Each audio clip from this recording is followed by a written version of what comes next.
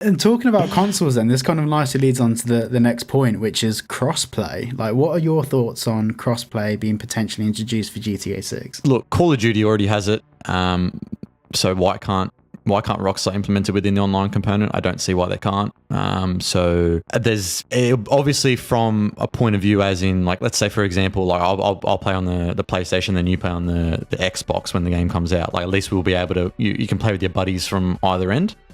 So that is going to be good from that point of view, I guess, in terms of people playing from either side of either console. So it'd be interesting to see how they implement it. Yeah, I mean, like my kind of theory on this is a bit convoluted, but bear with me. It makes sense in my head.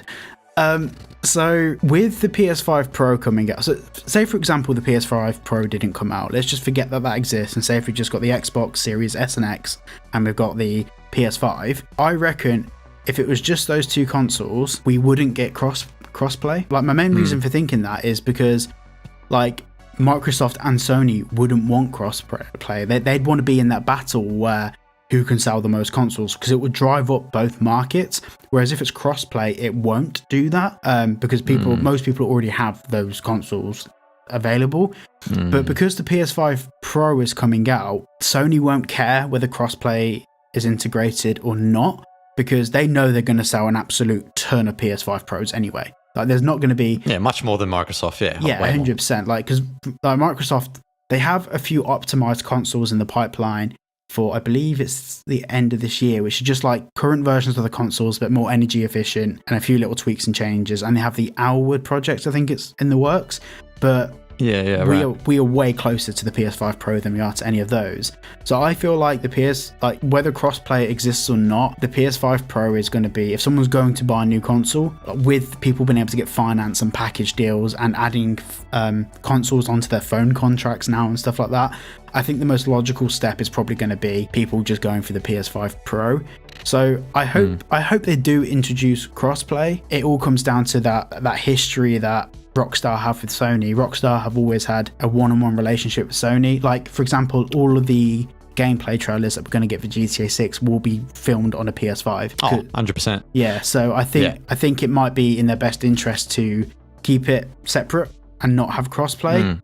But at the same time, I feel like, we're at that point now where most people really don't care whether they play on a PlayStation or an Xbox. They just want to play the game. The thing is, most people will probably go for the PS5 Pro, especially when they're going to bundle it together, most likely. I'm sure Sony, PlayStation work alongside Rockstar to get that sorted. But also as well, another thing is the ex-president of Sony PlayStation, Jim Ryan, he actually retired, I think, not too long ago, and he said, I think in 2020, that the relationship between Rockstar and Sony are going to extend even into the latter stages of the life cycle of the PS5. So and that's something that I would say that in terms of the partnership between Sony and Rockstar is going to continue to maintain in terms of GTA 6, much more than Microsoft Xbox.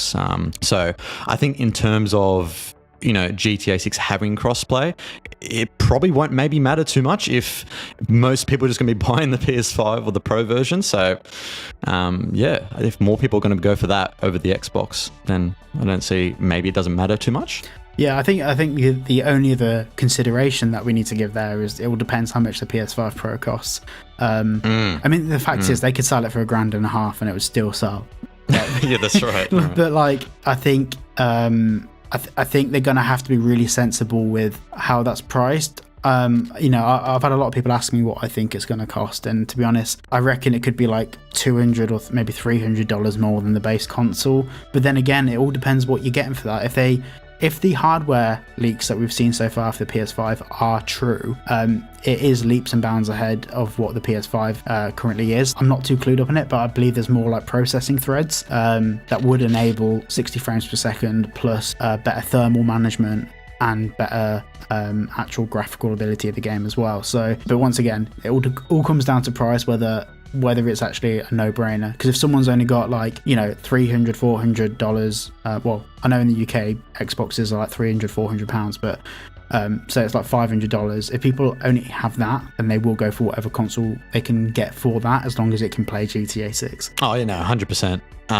It all depends really on what are the specifications, what is the selling point of the Pro version, how much better is it than the base PS5. That's what it comes down to at the end of the day. 100%. It's all that value from anything, because like consumers correct. Aren't stupid. Like we're not stupid. No. We know what we're getting in for. And I mean, for me, that's why I didn't buy the PS5, because all the games I wanted to play were still on PS4 Pro. I wanted to play Red Dead Redemption 2. Well, there's no point me buying a PS5 for Red Dead Redemption 2 when I had it on the PS4 Pro, and they're both like upscaled, but upscaled 4K. So it was, for me, there was no point in buying a PS5, but it all depends what the offering looks like when it comes out. Yeah, and for me, like, because I have the PS5, and like I bought it back in 2021, and nothing has really come out of that significance, in my opinion anyways, that has really warranted the console purchase. Is it going to be worth me upgrading to the Pro version? That's a question I want to ask myself as well, depending on what the specifications are, in terms of the Pro version.